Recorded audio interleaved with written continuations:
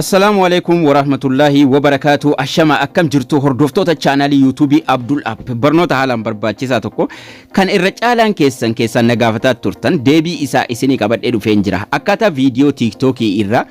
bakka takkatti viidiyoo TikTok irratti maxxansaa turtan haala kamiin bakka takkatti delete gochuu dandeenya yookaan immoo haala kamiin qulqulleessuu dandeenya ka jedhu nagaafataa turtanii deebii isaa isinii qabadhee dhufeen jira. Obboleeyyan channel kanaaf haaraa taatan subscribe kun gurraachoftee jirti taanaan subscribe gochuu hin dagatinaa waan sakandii xiqqoo isinitti fudhatu subscribe kana gochuudhaan akkasuma like sakandii xiqqoo isinitti fudhatti like gochuudhaan eegala like keessan akkasuma subscribe isin gootan haamilee guddaa namaaf ta'a waan ta'eef subscribe if like gochuudhaan eegala isiniin jecha haala kamiin TikTok irra viidiyoo bakka takkatti qulqulleessuu dandeenya namoonni baay'een bakka tokkotti haala kamiin qulqulleessuu dandeenya ka jedhu yeroo baay'ee nagaafataa turtanii daqiiqaa xiqqoo keessatti kan waliin ilaallu ta'a viidiyoo TikTok irra viidiyoo TikTok keessan jalatti maxxansaa turtan bakka takkatti qulqulleessuun ni danda'ama ka jedhus akkasuma haala kamiin immoo bakka takkatti qulqulleessuu dandeenya yeroo tokkichatti delete gochuu dandeenya namoonni baay'een dhibbantamaan of jalaa qabdu. So TikTok irraagaan viidiyoo haala salphaa taheen karaa isin ittiin qulqulleessuu dandeessan takka jira. Viidiyoo TikTok jalatti maxxansaa turtan haala karaa salphaa taheen viidiyoo guutuu bakka takkatti qulqulleessuun ni danda'ama isa jedhurraa eegallee waliin ilaalla. TikTok biraa irratti isinitti agarsiisu kabarnoota waan ta'eef delete godhee isinitti agarsiisu waan hin barbaanneef namoota baay'eetu irraa baratu waan ta'eef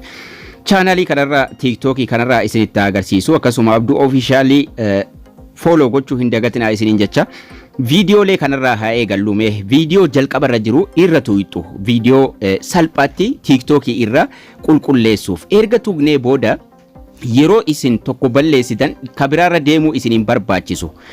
viidiyoo inni nu walitti aansaa fida waan ta'eef viidiyoo jalqabarraa eegaltanii bakka balleessuu barbaadan irraa eegaltanii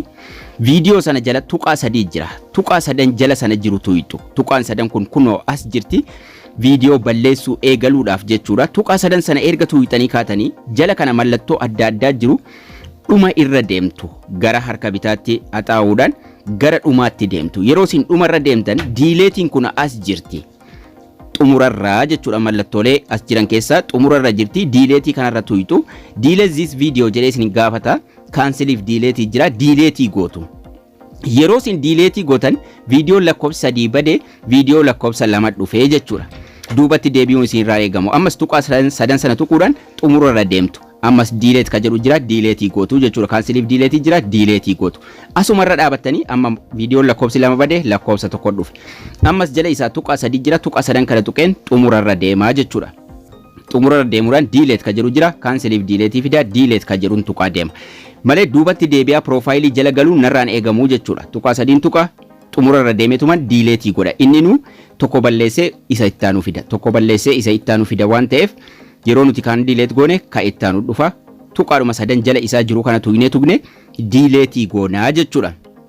Kanaafuu duubatti deebi'aa balleessuun nurraan eegamu bakka takkatti immoo maarkii goonee yookaan immoo bakka takkatti select gochuudhaan qulqulleessuun TikTok irratti hin danda'amu jechuudha. Kanaafuu tokko tokkoon walitti aanaa haala kanaan isinii dhufa duubatti osoo deebi'uun isinirraan eegamin daqiiqaa tokko keessatti gara viidiyoo 100 balleessuu dandeessu jechuudha. Yeroo isin tokko balleessitan tokko ittaanaa dhufa salphaadhumatti haala kanaan viidiyoolee TikTok keessan jalaa qabdan daqiiqaa takka keessatti viidiyoo 100 ol balleessuu yookaan immoo qulqulleessuu dandeessu jechuudha. Tokkumarra tuqxu kan ittaanu dhufa tuqaadhuma sadan kana tuqxanii